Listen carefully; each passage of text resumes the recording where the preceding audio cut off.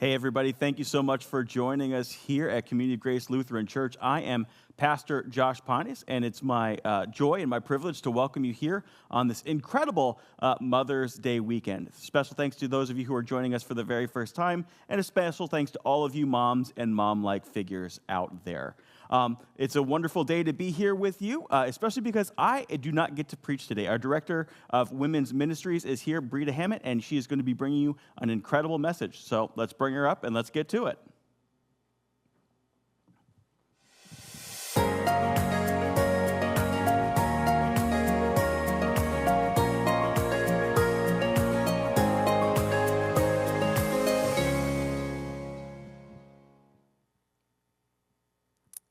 Once upon a time, there was a king with 3 daughters. The king loved his daughters very much, but he didn't really know how much they loved him back. So one day the king called his daughters before him and asked, "How much do you love me?" The eldest responded, "I love you as much as the bread we eat." Bread was the main staple in the kingdom, so the king concluded she must love him a lot. The middle daughter excitedly said, "I love you as much as wine." Good, clean water was hard to come by, so wine was an important substitute. The king concluded that she must love him a lot too. The youngest daughter thought for a moment and replied, "Oh, Father, you are as dear to me as salt." Salt was the smallest dish at the dinner table, not a meal or a drink that was important to the kingdom. So the king concluded that she must not love him at all. The king dismissed his youngest daughter and sent her to her room. Now, the youngest daughter was heartbroken because she really did love her father. She needed him to understand how important he was to her.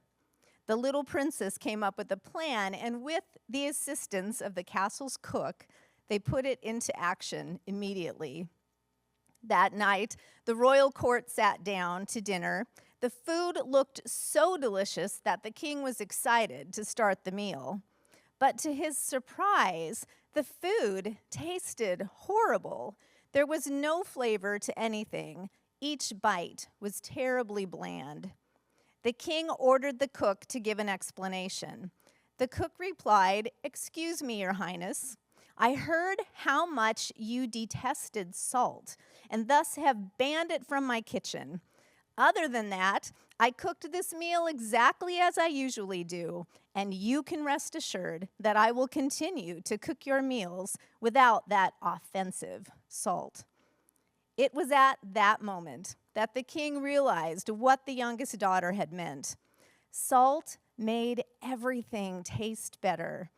The king marveled that something so small could make such an enormous difference, and he concluded that his youngest daughter must love him very, very much. He sent for her immediately and apologized for his mistake. From then on, the royal family lived happily, and the king never again questioned his daughter's love for him. The end. Happy Mother's Day. And where was the queen in that story? Wouldn't she have known the value of salt and spared everyone the drama? Jesus knew the value, the power of salt when he told his followers that you are the salt of the earth. But what good is salt if it has lost its flavor? Can you make it salty again? It will be thrown out and trampled underfoot as worthless. Another translation says it this way: "You are the world's seasoning. To make it tolerable, if you lose your flavor, what will happen to the world?" More than simply making food taste better, salt has the power to change the world. Jesus knew this, but maybe we need a little more information before we can fully jump on board with what Jesus is saying here about us, about our potential and our mission as his people. So let's shake things up a little bit and figure out what's the big deal about salt. At its most basic, salt can improve the flavor of food. I mean, how many of you enlist the shaker before you've even tasted what's on your plate? Salt also preserves food, keeps it fresh and edible longer.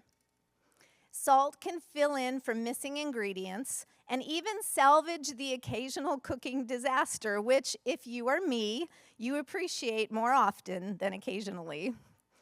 And salt can make food look better. In fact, a pinch of salt can actually change the personality of certain foods, or so I'm told. You cooks may have to explain that one to me later.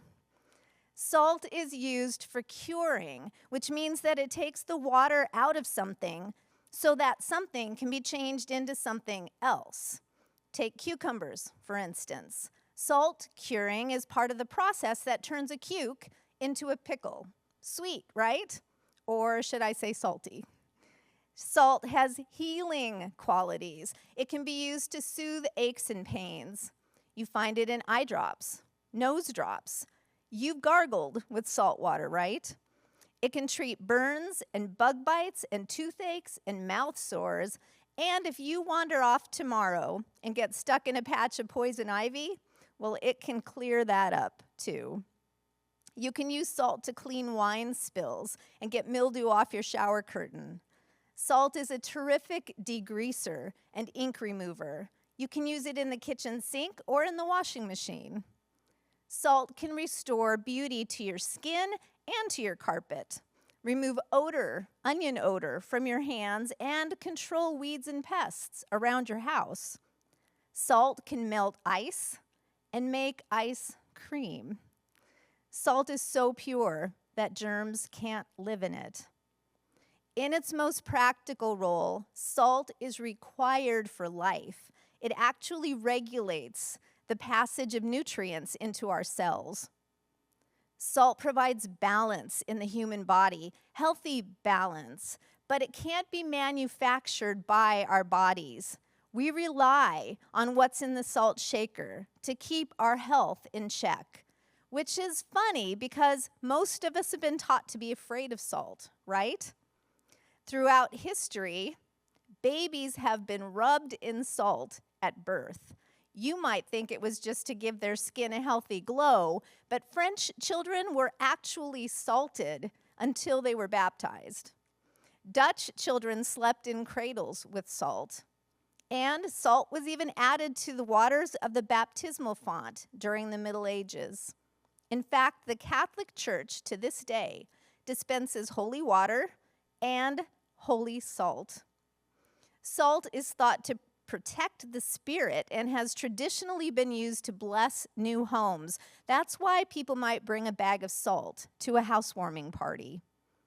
Historically, salt was shared between enemies to seal a truce or to symbolize alliances between friends.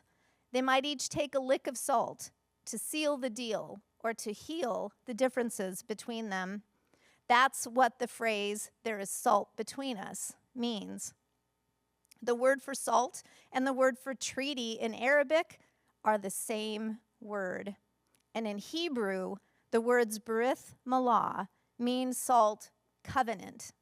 In fact, as far back as the book of Exodus, God has been talking about salt. In teaching the Israelites how to follow his law, God tells them that even the incense used when making offerings to God must include salt as an ingredient. And in Leviticus chapter 2, God's instructions include this one: don't leave the salt of the covenant with your God out of your grain offerings. Present all of your offerings with salt. Salt was used as currency in history. In fact, the word salary comes from the Roman practice of paying soldiers with salt. It was called a salarium. We see this in the Old Testament story of the rebuilding of Jerusalem. When the Jewish people were allowed to return from exile, the king at the time wrote a letter to accompany them. And notice what he says about salt. Now I, King Artaxerxes, decree that all the treasurers of Trans-Euphrates are to provide with diligence whatever Ezra the priest may ask of you, up to 100 talents of silver, 100 cores of wheat, 100 baths of wine, 100 baths of olive oil, and salt without limit. In Mark 9, verses 49 and 50, Jesus warns his listeners that life isn't easy, even if you choose to follow him. He says, everyone will be purified by fire, as a sacrifice is purified by salt. Salt is good, but if it loses its saltiness, how can you make it salty again? Have the salt of friendship among yourselves and live in peace with one another. Another translation says, be preservatives yourself. Preserve the peace. That sounds like something our world could really use today. And here's one last reference before we tighten up these salty connections we're making. Let your conversation be always full of grace, seasoned with salt, so that you may know how to answer everyone. Our goal as believers is to always bring out the best in others. Just like salt makes food look and taste better, we are to pepper our conversations with grace. The words we use, the attitude we have, are to bring out the best in others, not tear them down or make them feel guilty, not cutting them out of the conversation. So, moms, dads, ladies and gentlemen, where's the salt? We have to ask the question, because just like salt is critical to the proper function of our physical bodies, it is essential to the body of Christ, the church, so that we might thrive.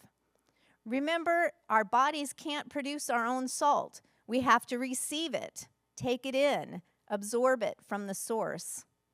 Spiritually speaking, we can't produce salt either.